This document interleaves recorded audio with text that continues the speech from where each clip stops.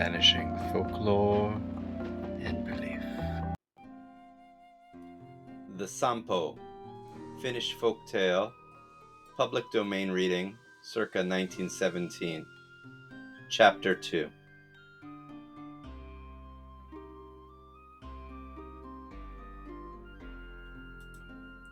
The Maid of Beauty. Swiftly as a shooting star did the reindeer rush through the forest ways. In his sledge the minstrel sat upright and deftly handled the whip and the reins. His eyes were upon the road before him, and all his thoughts were about his homeland and his own pleasant fireside, so far, far away. Now he was among the snowy mountains, and now in his sledge was skimming along the untraveled paths in the deep and shadowy valleys. Suddenly his thoughts were disturbed by a strange sound in the air above him. Was it the song of a bird? Was it the sighing of the wind? Was it the humming of wild bees? Or was it the sound of some distant waterfall? He listened. Could it be the buzzing of a weaver's shuttle, shooting through some loom on the craggy heights above him? It certainly sounded so, and yet it was so loud, so musical. Forgotten then was Dame Luhi's latest caution. Quickly the minstrel checked his reindeer steed. Quickly and in wonder he lifted his eyes and looked aloft. High in the sky he saw a rainbow, and on it sat the Maid of Beauty, busily weaving with a golden shuttle. Swiftly to and fro she drove the shuttle, and the fabric which she wove was wondrously fine.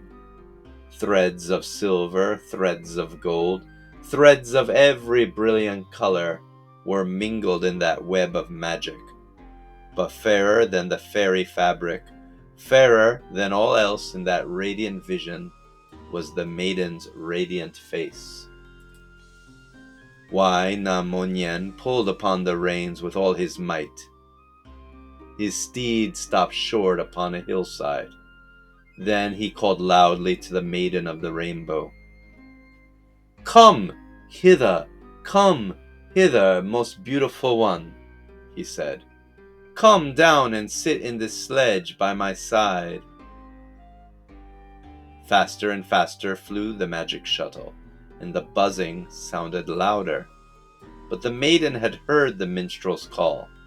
She turned her face towards him and spoke disdainfully. "Who are you?" she asked, "and why should I sit in your sledge?" "I am Wainomonyen, chief of singers, masters of wizards," answered the hero. "I am now on my way to my sweet home country, the land of heroes. I know you would love that land, and I would rejoice to take you thither with me. You shall be the queen of my house. You shall bake my honey cakes, fill my cups with barley water, sing at my table. All my people will honor you."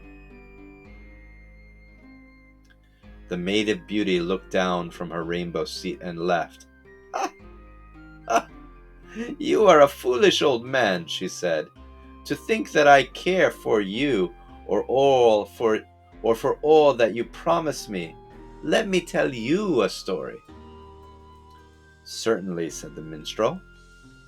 "Well, yesterday I was walking in the meadows of the west. I was picking flowers and making this wreath which you see upon my head. Suddenly I heard a thrush singing sweetly to his mate and nestlings. I stopped and listened to the little songster, and this is what I heard him sing. Summer days are warm and bright.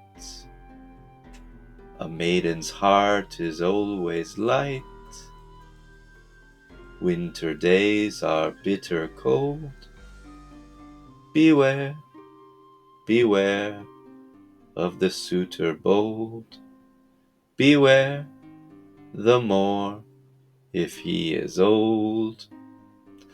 That was a very silly bird, said Wainomonyen, and I wonder that his mate listened to such foolish chatter. But his song was very pretty, laughed the maiden. I too can sing, said Wainomonyen. I am the sweet singer of Hero Land, and I am a great wizard. I am a hero. Come with me to my dear home, and be my queen. The Maid of Beauty looked down from her rainbow throne, and the mountains echoed with her laughter.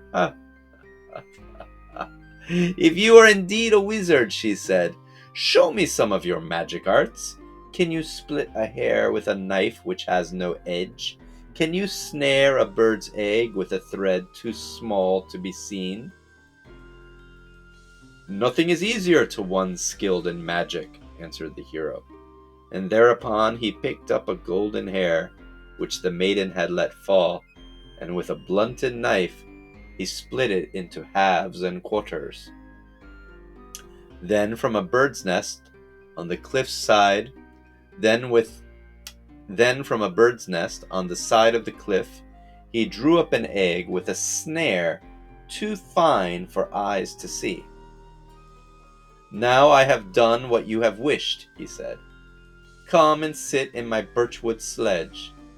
Swiftly will we speed to Hero Land, and with great honor shall be yours, for you shall be a minstrel's queen.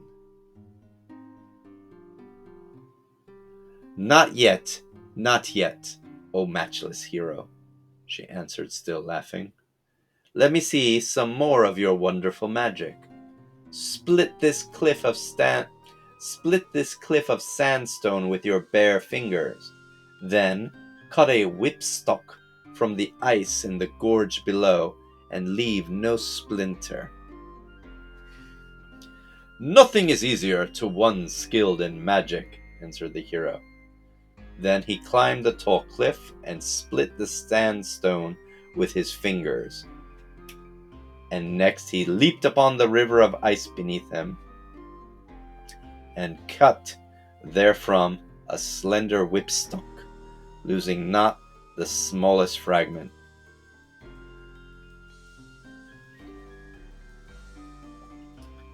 You have done well, said the Maid of Beauty, and she smiled from her rainbow throne. But I will give you another task. Here is my spindle, and here is my shuttle. See, I break them into splinters, and I throw the fragments at your feet. If you wish me to go home with you, you must pick up these fragments and build a boat from them. Then you must launch the boat, using neither arm nor foot to set it floating. Is your magic equal to that? Wainomonyen stroked his grey beard, for he was puzzled. Oh, your task is very hard, he said, and I am the only person under the sun who can perform it. But perform it I will, and you shall see what a master of magic I am. Then he picked up the fragments of the spindle, he took the splinters of the shuttle in his hand, and began to build the ferry boat. But such a task could not be done in a moment. It required time. 1 whole day he swung his hammer, 2 whole days he plied his hatchet, 3 days and more he worked to join the many pieces together. At length the boat was almost finished. Proudly the minstrel looked upon it. He hewed it on its side, he shaped it on that, he smoothed it fore and aft, and the Maid of Beauty looked on and smiled. Suddenly, the hero's sharp-edged hatchet of iron flew from his grasp. It broke the ferry boat in pieces, undoing the work of many days. And it struck the minstrel's knee, cutting a bloody red gash that was both wide and deep upon him. A stream of blood gushed forth. It flowed like a crimson torrent down the mountainside. It stained the snow in the forest and the brown grass in the meadows red. Great pain fell upon the minstrel, and yet he was fearless and undaunted. He quickly gathered lichen and moss from tree trunks and rocks, and with these he bound the wound to staunch the bleeding. "O cruel hatchet," he cried, "why were you so disobedient, so ungrateful to me? You may cut the pine tree and the willow, you may cut the birch tree and the cedar, but turn not your edge against your master." He looked upward. The rainbow had vanished. The Maid of Beauty had fled. Then, too late, he remembered Dame Eluhi's caution. Keep your eyes upon your pathway. If you should gaze towards the sky or mountaintop, sad misfortune will befall you. His wound was very painful, so painful that he groaned with anguish. He felt that he must find help, and find it quickly. He looked about for the reindeer which the mistress had lent him, and which had wandered into the woods while he was working his magic. When he had found the beast, he harnessed it to the sledge again. Then he climbed in carefully, painfully, and sat down on the soft furs. He cracked his whip, he shouted, and the long-legged racer flew swiftly over meadows and forests, and over mountains and lowlands. If you enjoyed this reading, please click the subscribe button and stay tuned for Chapter 3. Thank you for listening. Vanishing folklore